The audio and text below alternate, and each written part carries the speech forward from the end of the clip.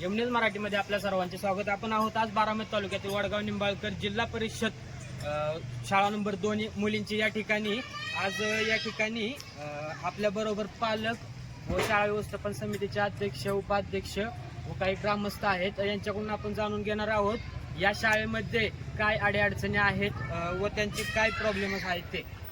काय मॅडम, आपण या शाळा व्यवस्थापनचे अध्यक्ष आहात, आपले नाव सांगून आपल्याला काय अडीअडचण या ठिकाणी मुलींसाठी काय गैरसोय होते या सांगा. नमस्ते, मी जिल्हा परिषद प्राथमिक शाळा वडगाव निंबाळकर नंबर 2 ची अध्यक्ष आहे. माझं नाव स्वाती नवनाथ खोडके. ह्या शाळेमध्ये आतापर्यंत वॉल कॉम्पाऊंडचं आपल्याला काम आलेलं आहे, ते सुद्धा अपुरंच आहे. मुलींना यायला जायला सुद्धा खूपच अस्तव्यस्त झालेलं आहे. आणि ही कुठल्या अँगलने आपल्याला मॉडर्न स्कूल आहे हे समजतंय, हे दिसतंय, हे आपल्याला बघायचं आहे. आणि मुलींना आपल्याला यायला जायला सुद्धा इतका त्रास होतो, त्याचं सुद्धा काम अपुरं आहे. हे सुद्धा प्रशासनाने बघायला हवं. आणि कित्येक वेळा आपण हे बोलून सुद्धा अजून कुणीही ह्याची दखल घेतली नाही. ही दखल घ्यावी एवढीच माझी विनंती आहे. या ठिकाणी मुलींसाठी शौचालयाची कशी व्यवस्था आहे? शौचालय बांधले मान्य आहे, शौचालय आहे, व्यवस्थित आहे, पण त्याला पायऱ्याच नाहीये. मुलींनी चढायचं कसं? मुली आज हात टेकून चढतायत. मग त्या मुलींच्या आपल्याला आरोग्याचा थोडाफार तरी विचार आहे की आमची आज माझीच मुलगी घ्या, आज दुसरीला आहे. आणि आज जर का ती मुलगी जर का पायरी नसताना का ह्याच्यावर टॉयलेटवरती हात ठेवून जर का पुढे जात असेल, तर आज माझ्या मुलीच्या सुद्धा शरीरात हे आपण या ठिकाणी आहात, आपल्याला काय वाटतं? मुली तुमच्या या ठिकाणी शाळेमध्ये येत असतात, तुमच्या मुली या ठिकाणी सेफ आहेत का? नाही, अजिबात इथे मुली सेफ नाही आहेत. मेन म्हणजे कसं, 6 महिन्यापासून वॉल कंपाऊंड चारी बाजूने ते तुटलेलंच आहे, त्यात काही दुरुस्ती केलेली नाही. आणि शाळा कसं मॉडर्न स्कूल अंतर्गत आलेली आहे, पण त्याचा कुठलाच आणखी लाभ ह्या शाळेने घेतलेला नाही. आणि इथं काय होतं, दुपारी मुलांना जरी जेवणासाठी सुट्टी झाली तर मग काय होतं, मोकाट कुत्री येतात, बळू येतात. त्या मुलांच्या सुरक्षिततेचा सगळा प्रश्नच म्हणजे अवलंबून आहे शाळेवरती. आपण प्रशासनाला काय सांगाल? हे काम मॉडेल स्कूल अंतर्गत जे पण काही आलेलं आहे आपलं ते याचं टेंडर वगैरे सगळं, तर ते तुम्ही ते लवकरात लवकर करून घेण्याचा प्रयत्न करावा.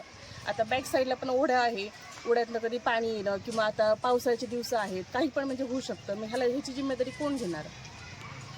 स्थानिक प्रशासनाला आपण ही घटना किंवा ह्या जो दररोजचा काळ आहे तो तुम्ही सांगितलेला आहे का त्यांना? सांगितलेलं आहे त्यांनी काय आतापर्यंत? त्यांनी आता करूया इथपर्यंत बोलतायत ते.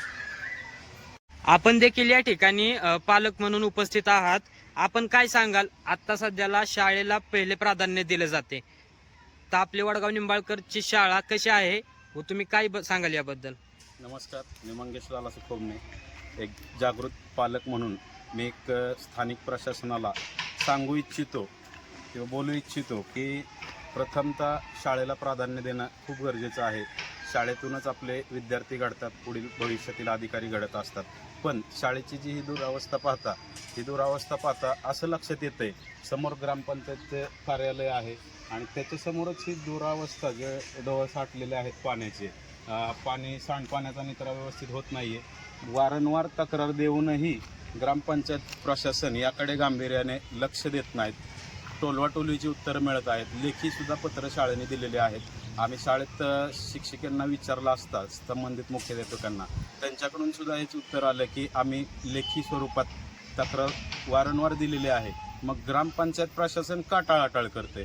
राहिला विषय अजून एक दुसरा की तिथं संबंधित जे काही ठेकेदार आहेत त्यांनी शाळेच्या आवारामध्ये जे स्मशानभूमीचं साहित्य आहे ते सुद्धा तिथं ठेवलेलं आहे. वारंवार ते सुद्धा बोलून कोणीच त्याच्याकडे दखल घेत नाहीत. ग्रामपंचायतचे स्थानिक कोण जे प्रशासक असतील, मेंबर बॉडी असेल, सरपंच, ग्रामसेवक यांनी गांभीर्याने दखल घेऊन याच्याकडे दुर्लक्ष न करता मुलांच्या आरोग्याशी हा खेळ चाललेला आहे तो थांबवावा. आणि त्या गेल्या काही दिवसांपूर्वी वॉल कंपाऊंड जे आहे समोरील, त्या वॉल कंपाऊंडला एका अज्ञात वाहनाने धडक दिली. हा रस्ता पाहता रहदारीचा रस्ता आहे, तिकडचं गेट वारंवार सांगितलेलं आहे की तिथलं गेट बंद करून समोर या साईडला तुम्ही वॉल कंपाऊंड करून गेट तयार करा. पण ते काही दुर्लक्षितच आहे. साधारणतः गेली 5-6 महिन्यापासून हे सुरू आहे. आज शाळेत मिटिंगला आलो असता या गोष्टी आमच्याही निदर्शनास आल्या. एक पालक म्हणून प्रत्येक पालकाचं कर्तव्य आहे की आपणही स्थानिक प्रशासनाला वारंवार सूचना दिल्या पाहिजेत, त्यांच्याकडून कामं करून घेतली पाहिजेत. कारण वरिष्ठ अधिकारी असतील, संबंधित ग्रामपंचायतीचे कोणी कर्मचारी असो किंवा कोणी असू द्यात, ते आपले सेवक आहेत. सेवकांनी सेवकांसारखंच काम केलं पाहिजे, हीच एक विनंती. थांबतो. धन्यवाद.